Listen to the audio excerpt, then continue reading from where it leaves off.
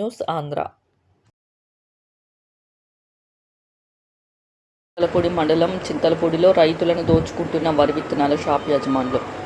13-18 వరి రకం చింతలపూడి షాపులలో 10-50 రూపాయలకు 11-50 రూపాయల వరకు అమ్ముతున్న విత్తనాల షాపు యజమానులు. 25 కేజీల వరి విత్తనాల బస్తాకి 100 రూపాయలు అదనంగా దండుకుంటున్న వరి విత్తనాల షాపు యజమానులు.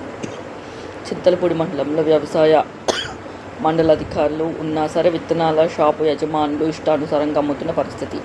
ఇక మండల అధికారులు లేని చోట వరి విత్తనాలు ఏ రకంగా అమ్ముతున్నారో తెలియని పరిస్థితిలో రైతులు. వ్యవసాయ అధికారులు వరి విత్తనాలు షాపులు తనిఖీ చేసి రైతులకు వరి విత్తనాలు ఒకే రేటు అందుబాటులోకి తేవాలని రైతుల ఆవేదన.